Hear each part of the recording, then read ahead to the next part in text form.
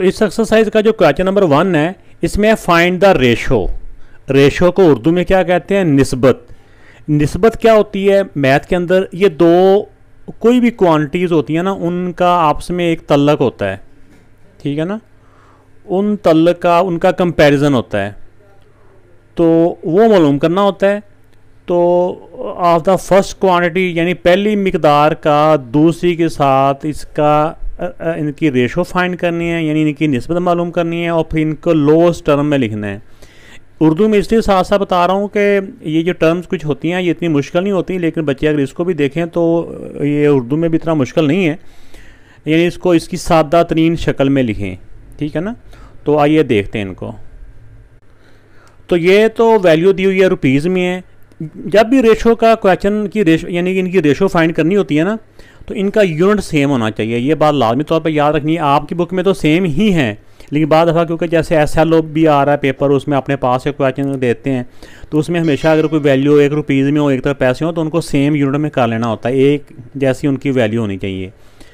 अब इसको क्योंकि इनको रेशो में करना है, यानी कि निस्बत इसकी मालूम करनी है, तो हमने इनको निस्बत में ऐसे रेशो में लिख लेना है। तो यहाँ पे आके ये देखना होता है कि इनको सेम टेबल से डिवाइड हो रहे हों, चाहे आप इनको 2 से कर लें, 3 से कर लें, या आपको अगर डायरेक्ट ही को टेबल याद आ रहा है कि यार हमें ये टेबल पता है कि 6 से ये भी डिवाइड हो रहा है, 6 से ये भी हो रहा है, तो हम इसको डायरेक्ट भी इसको सिंप्लीफाई कर सकते हैं।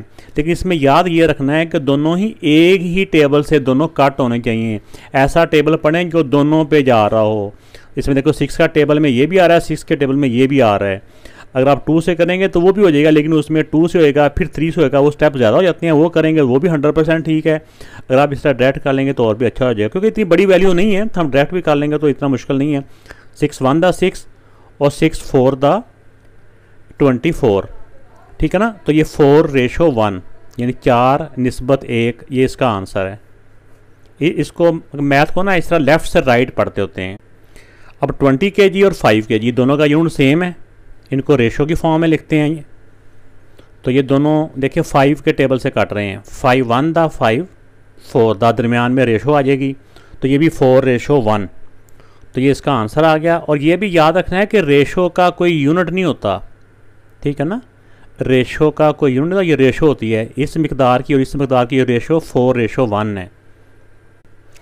अब इस वाले क्वेश्चन में देखें कि 20 सेंटीमीटर और 80 सेंटीमीटर की हमने रेशो फाइंड करनी है। अब इनके यूनिट सेम ही हैं, तो 20:80। इसमें अगर 0 ही हों तो हम इसको 0 के साथ 0 कट कर सकते हैं। 0 कट करने का मतलब ये होता है कि 10 से डिवाइड करने असल में, ठीक है ना। असल में 0 से 0 कट करने का मतलब होता है अगर एक 0 कट किया मतलब कि 10 से डिवाइड किया, 10 8 था 80 और 10 2 था 20, लेकिन आमतौर पर हम ऐसे कहते हैं एक 0 से एक 0 कट गया। अब ये दोनों 2 के टेबल से डिवाइड हो रहे हैं, 2 1 द 2 2 4 द 8, तो 1:8, ये इसका आंसर आ गया। अब ये जो क्वेश्चन है, अक्सर बच्चे हंस के कह रहे होते हैं कि सर ये क्वेश्चन बड़ा मुश्किल है, मजाक में कह रहे होते हैं कि इधर भी 5 है इधर भी 5 है, तो दोनों 5 से ही डिवाइड हो रहे हैं, ठीक है ना। 5:5, तो 5 1 द 5 5 1 द 5, तो 1:1 इसका आंसर आ गया।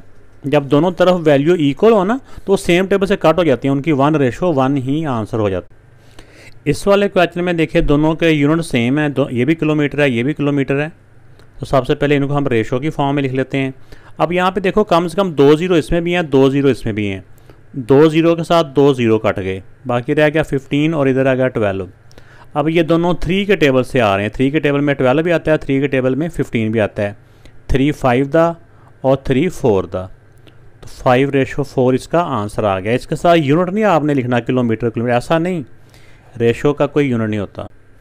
इस वाले क्वेश्चन में देखा जाए तो ये इसको मैंने पहले रेशो की फॉर्म में लिखा है, यानी कि निस्बत की शक्ल में लिखा है। अब इसको अगर हम 5 से डिवाइड करें फिर भी हो जाता है, 5 के टेबल से भी। अगर 25 से करें, हमें 25 का टेबल बच्चों को याद करना काफ़ी आसान होता है। तो इसमें देखिए 25 को अगर 6 दफ़ा करें, ठीक है ना, तो नहीं तो अगर 5 से कर लें, 25 से मुश्किल लग रहा है, तो वैसे तो ये 25 6 का होता है और ये 25 11 का होता है। लेकिन अगर 5 से करें तो 5 जिसका पहला डिजिट इधर होता है, हिस्सा 0 होता है ना, या 5 होता है, वो 5 से डिवाइड हो रहे होते हैं।